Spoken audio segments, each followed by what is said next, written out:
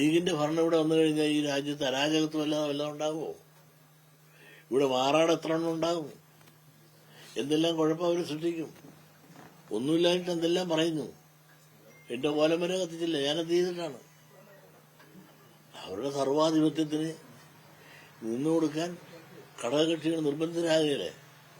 അങ്ങനെയല്ല രാഷ്ട്രീയത്തിന്റെ പോക്ക്. അവരിപ്പോ ഒന്നും പറയുന്നില്ല. അവർ നിങ്ങൾ നോക്ക്, ഇനി പൊട്ടിച്ചു കഴിഞ്ഞാൽ പറയും ഞങ്ങൾക്കൊരു ഡിമാൻഡും ഇല്ല, വകുപ്പിനെ പറ്റിയില്ല എന്നൊക്കെ എന്ത് പഞ്ചാര പറയേണ്ടത്. കാരണം വെച്ചാൽ മറ്റ് വിഭാഗങ്ങളുടെ വോട്ട് കൺസോളിഡേറ്റ് ചെയ്ത് മറുഭാഗത്ത് പോകാതിരിക്കാനുള്ള അടവ് നയമാണത്. ഇനിയിപ്പോ പൊട്ടിച്ച് റിസൾട്ട് കഴിഞ്ഞാൽ പറയും ഞങ്ങൾക്ക് മുഖ്യമന്ത്രിയാകാനുള്ള അർഹതയുണ്ട്, ഞങ്ങൾക്ക് 27 പേരുണ്ട്, അല്ലെങ്കിൽ 26 പേര് MLA-മാരുണ്ട്, അർഹതയുണ്ടെന്ന് പറയും. അപ്പൊ അടുത്തുള്ള അത് കിട്ടില്ലെങ്കിലും ഉപമുഖ്യമന്ത്രി എങ്ങനെ കിട്ടിയേ തീരൂ എന്ന് പറയുമ്പോൾ ഈ ഇരിക്കുന്നവര് ഈ ബാക്കി ഘടകകക്ഷികൾ ഇരിക്കാൻ പറയുമ്പോൾ കിടന്നു കൊടുക്കുന്ന ആളാണ്. അവർ പറയും തന്നേക്കാവേ എന്ന് പറയും.